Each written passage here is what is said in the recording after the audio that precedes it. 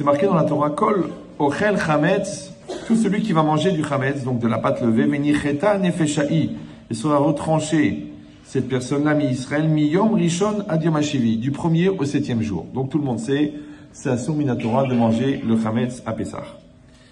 De l'autre côté, c'est marqué, barishon barba asar yom la chodesh. Alors, le 14 du mois donc de Nissan, Ba'erev, Tochlu Matzot, vous mangerez la matzah. Donc d'un côté, il y a une mitzvah de manger la matzah, d'un autre côté, un interdit de manger le chametz. Déjà en soi, c'est quelque chose de bizarre, parce que vous savez qu'une pâte, elle est ou chametz ou matzah. Il ne peut pas y avoir d'intermédiaire, d'accord? Parce que vous prenez de l'eau et de la farine, vous les mélangez, ça fait une pâte. Si vous la mettez au four, vous arrêtez automatiquement la fermentation, eh bien, ça s'appelle une matzah. Si vous attendez 18 minutes, elle devient chametz. Donc une pâte, elle est ou chametz ou matzah. La distinction entre chametz et matzah, elle est très très fine, en fin de compte. Même dans les mots, quand vous écrivez le mot chametz, le mot matzah, on dit la seule différence, c'est qu'une fois il y a un et, une fois il y a un chet. Maintenant, pour faire un chet avec un et, il suffit d'un point. Donc la différence entre le chametz et matzah, c'est un point. Maintenant, si on dit que le chametz, il représente le Yetzer Hara, et la matzah, elle représente le Yetzer Tov, si le chametz, il représente la Avera, et si la matzah, elle représente les mitzvot, matzot, mitzvot, oui. Donc c'est bizarre que ça soit tellement proche, tellement lié, que ça peut basculer de l'un à l'autre, oui. C'est pour ça qu'on dit que les tzadikim, que Akshbokhu, il fait attention, Kechut Asehara, il fait attention avec eux comme l'épaisseur d'un cheveu. Mais en vérité, c'est pas qu'Hachem, il est makpid, il est dur avec eux, non. C'est qu'en fait, c'est à l'image des tzadikim qui savent que la vie, ça se joue un cheveu. Oui, une mitzvah, elle peut basculer à Vera. Une Avera, si tu maîtrises, elle devient une grande mitzvah. Parce qu'il y a deux genres de mitzvot dans la Torah. Des mitzvot assez, mitzvot lota assez. Les mitzvot assez, il faut faire quelque chose. Mitzvot lota assez, il faut rien faire. Maintenant, c'est très compliqué de savoir si l'effort fourni pour faire du bien, oui, il a plus de valeur que l'effort fourni pour ne pas faire du mal. Ce qu'on appelle l'effort de retenue. Ouais, tu te retiens de faire un beau lashon hara qui est presque une mitzvah, par exemple sur la belle-sœur, ouais. Donc, ça te brûle la bouche et tu te retiens. Tu vois une femme très très jolie, tu tournes la tête. C'est très très dur. Une belle proposition de business, incroyable. Il faut retenir. Oui, il faut être chômeur. C'est très dur. Il dit, où est le plus grand mérite? De faire le bien, avec l'effort de se bouger le corps et d'aller vers l'effort et de se remettre en cause sa lourdeur et sa flemme, ouais.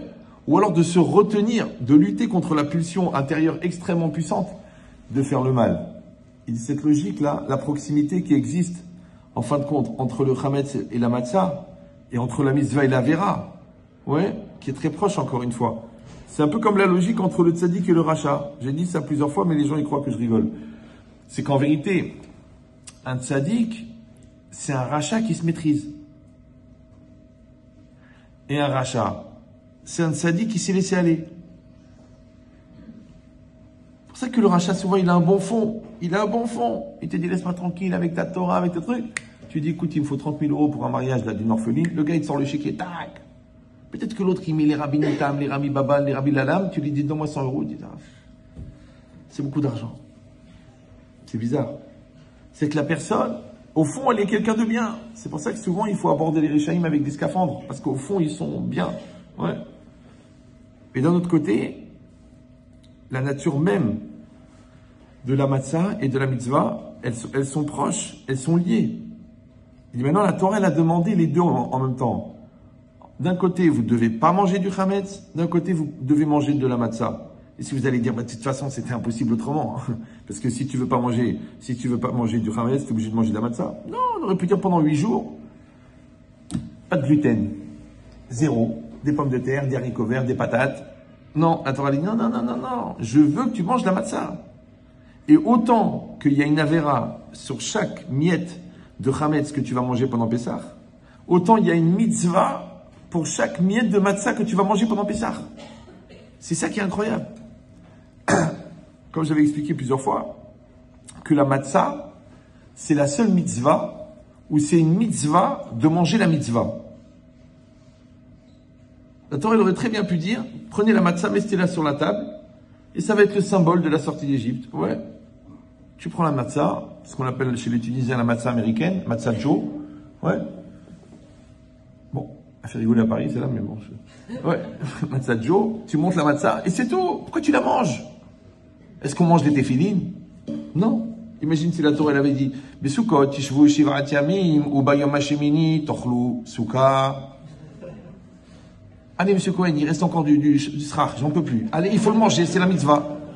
Imagine si la femme, elle avait dit, la femme, elle gardera les 7 jours de propreté, et le 8e jour, elle ira au mikvé, et après, elle boira l'eau. Non, on aurait pris des mikvés propres, avec des versions, pour les traditionalistes, à la grenadine, pour les chassidim, au citron pressé, d'accord?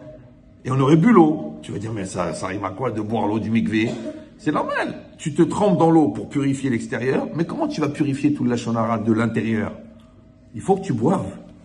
Non, la Torah dit non, tu bois pas l'eau du mikvé. Ouais. La Torah n'a pas dit imagine la Torah, elle aurait dit tous les matins, il me faut manger les téfilines.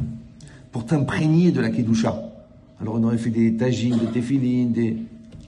Non, la Torah n'a pas dit de manger les téfilines. Alors si la Torah n'a pas demandé de manger les téfilines et de manger la souka, pourquoi la Torah, elle a demandé de manger la matzah? En fait, la logique, elle est, comme dit le Shem Shmuel, on est ce qu'on mange.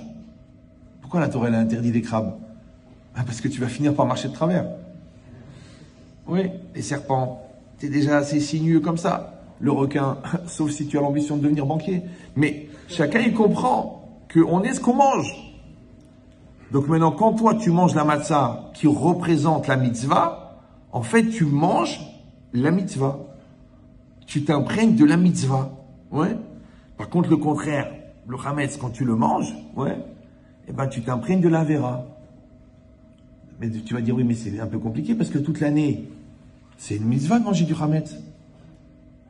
Tu dois faire une bracha spéciale. La seule bracha qui est minatora, c'est la bracha charona minatora, c'est le Birkat Hamazon sur le pain. À la Mechia, il y en a qui pensent sur les maisonnotes que c'est minatora aussi. Tu vois du pain qui traîne par terre, tu as une mitzvah de le ramasser. Il faut les chamishni pour Shabbat. Il faut manger du pain à Yom Tov. Donc tu vois que pendant l'année, le chametz, c'est extraordinaire. Et d'un seul coup, pendant 8 jours, c'est dégoûtant. Chas v'shalom, tu manges du chametz, mais comment c'est possible? C'est déroutant. En plus, c'est chayav karet. Chayav karet, c'est la punition la plus grave de la Torah. C'est pour quelqu'un qui transgresse Kippour ou Shabbat volontairement, qui va avec une femme nida. C'est des choses très très graves. Et les bislis. Attends, elle t'a dit que tu as mangé des bislis? Chayav karet. C'est karet, c'est baolamazé, baolamaba. C'est fini, ça veut dire c'est Shifhalo, il est terminé le gars. Ouais, il n'y a plus rien. Mais qu'est-ce qu'il a fait? Il a mangé du chametz, que pendant l'année c'est une mitzvah.